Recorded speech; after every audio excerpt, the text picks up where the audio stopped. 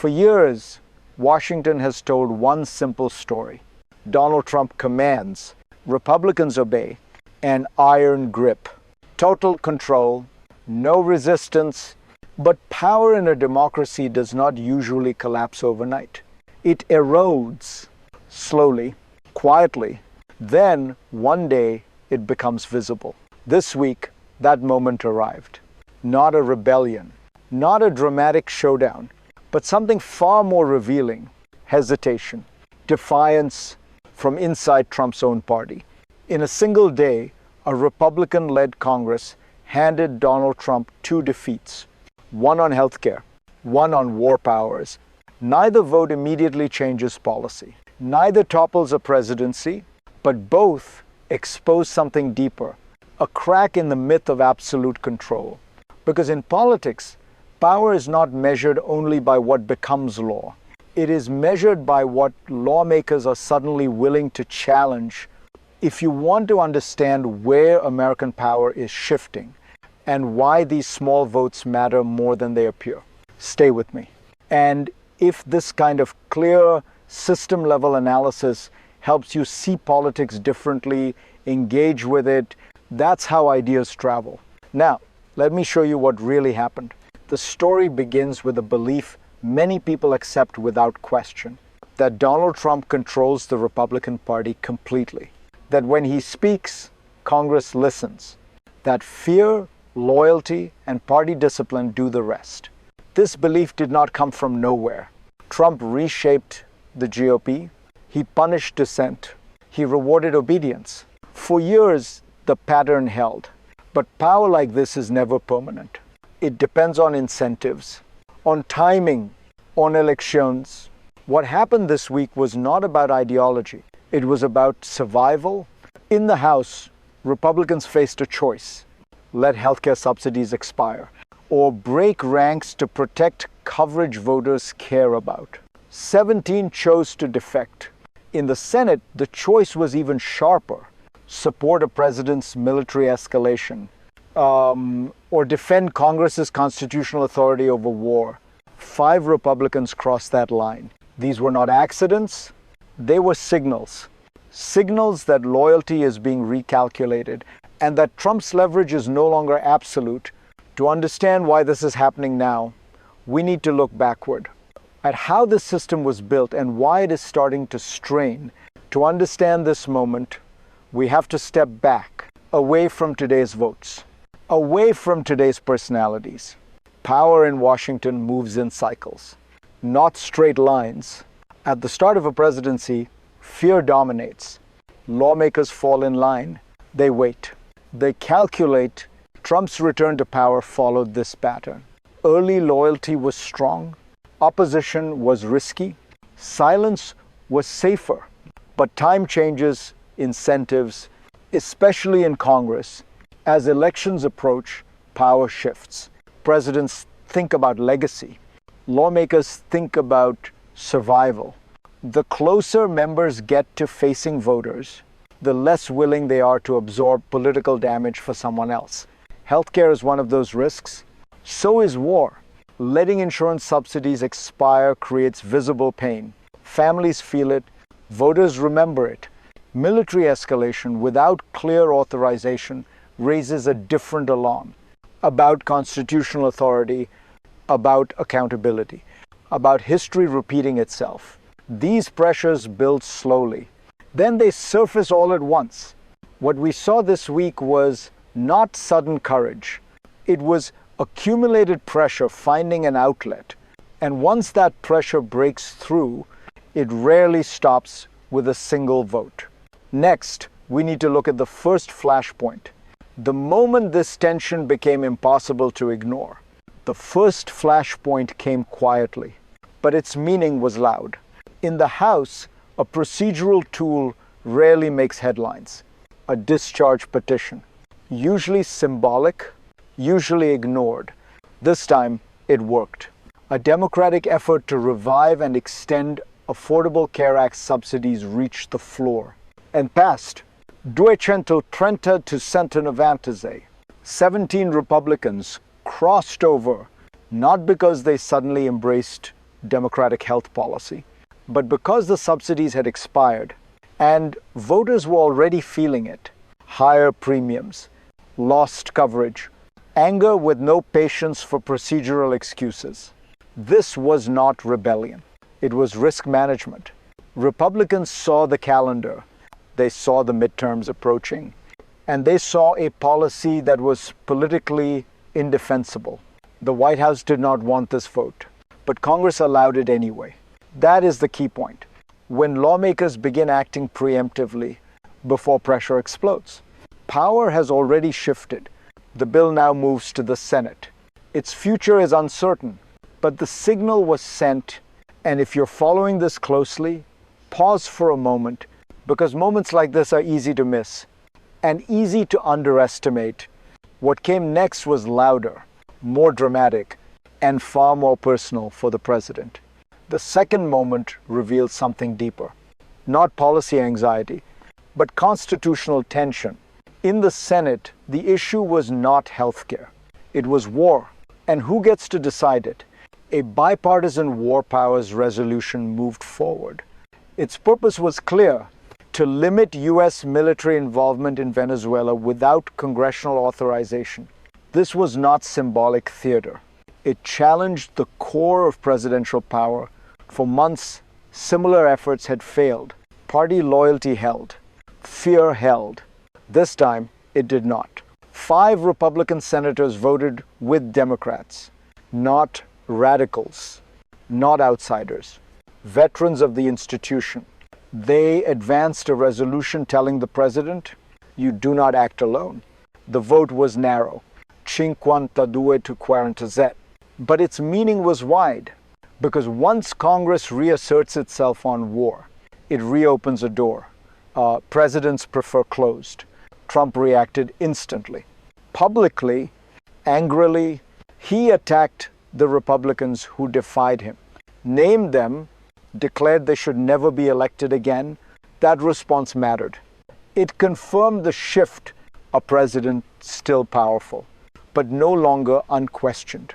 And once defiance becomes visible, it becomes contagious.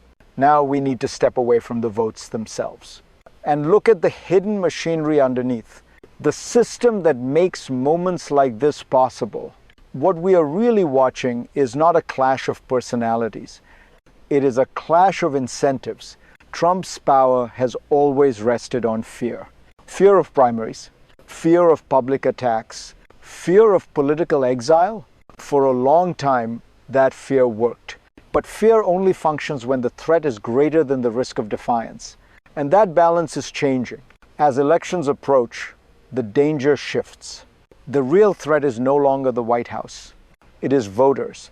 Lawmakers calculate differently when their own careers are on the line. They start asking quiet questions. Will this vote hurt me at home? Will silence cost me more than resistance? Healthcare touches families directly. War touches history. Both carry long memories. The system also matters. Congress has tools: discharge petitions, war powers resolutions, often dormant, but never gone. When presidents push boundaries, those tools resurface. This is not chaos. It is institutional gravity. The presidency expands in moments of crisis and contracts when legislators reassert themselves. Trump is experiencing that contraction, not because he is weak, but because the system is waking up. And when institutions reawaken, the consequences move beyond Washington. The next question is not what this means for Trump. It is what this means for you. This is where the story stops being abstract and becomes personal. Because when Congress hesitates, when power shifts, you feel it first. Healthcare is not a talking point. It is a bill, a prescription, a family decision made under pressure. When subsidies expire, premiums rise, coverage disappears, and uncertainty moves into your life, war feels distant. Until it doesn't. Military escalation affects prices, security, global stability, and the lives of people sent to fight When lawmakers begin to push back, they are responding to something real, to pressure coming from outside Washington, from voters like you. This is the quiet power most people underestimate. Not protests, not speeches, but electoral gravity. When enough citizens care, institutions bend. That is why these votes happened now, not earlier, not later. And if this analysis helps you see your role more clearly, not as a spectator, but as part of the system, share it, engage with it. That is how pressure forms. Because the next phase of this story does not stay inside one country. It spreads outward. What happens in Washington never stays in Washington, especially when power shifts at the center. America's allies watch these moments closely. So do its rivals. A Congress willing to challenge a president on war signals uncertainty abroad, not weakness, but debate. In Venezuela, that signal matters. Military escalation without consensus creates instability. Pushback creates hesitation, and hesitation changes calculations on the ground. Markets react the same way. They respond not to speeches, but to friction. When foreign policy looks contested, risk premiums rise, energy prices feel pressure, global confidence wavers. This is how domestic politics becomes global consequence. Even symbolic votes carry weight. They tell the world that American power is not monolithic, that decisions are contested, that authority is conditional. For decades, US presidents benefited from an image of unity. That image is now fractured, not broken, but fractured. And that fracture forces every actor, from allies to adversaries, to plan for multiple outcomes instead of one. Which brings us to the most important question of all. What comes next? When power begins to slip, the future does not arrive as a single outcome. It branches. From this moment, three paths are possible. The first is restoration. Trump reasserts control. Pressure from the White House intensifies. Republicans fall back in line. Fear outweighs independence. In this scenario, the cracks close. Congress retreats. The system re-centralizes around the presidency. Power looks solid again, but more brittle than before. The second path is managed erosion. The most likely outcome, Trump remains dominant, but not absolute. Lawmakers defect selectively, only when the risk is personal, only when elections demand it. Power becomes conditional, negotiated, unstable. The presidency still leads, but no longer commands without friction. The third path is escalation, and it is the most dangerous. Public defiance becomes normalized. Presidential retaliation intensifies. Institutions clash openly. Governance slows. Trust erodes. And paralysis sets in at the top of the system. History tells us something important here. Democracies rarely fail from a single shock. They strain, they harden, then they fracture under accumulated pressure. Which path America follows depends less on Trump and more on whether institutions remember how to hold. And that brings us to the final insight. The meaning of this moment will not be remembered for a single vote or a single speech. It will be remembered for what it revealed. Power in America is not a switch. It is a balance. Presidents test the system. Institutions respond. Sometimes slowly, sometimes late, but rarely never. Donald Trump is still powerful, but power that must be enforced is no longer automatic. What we saw was not collapse. It was resistance re-entering the system. That matters, because democracies survive not when leaders are strong, but when institutions remember their role. Congress did not win this week. Trump did not lose outright, but the myth of total control cracked. And once myths break, they never fully return. The next phase will be louder, more polarized, more uncertain. And that is exactly why paying attention now matters. If you want to understand where this is going before the headlines catch up, stay with this analysis. Share it, challenge it, because the future of power is not decided in one day. It is decided in moments like this.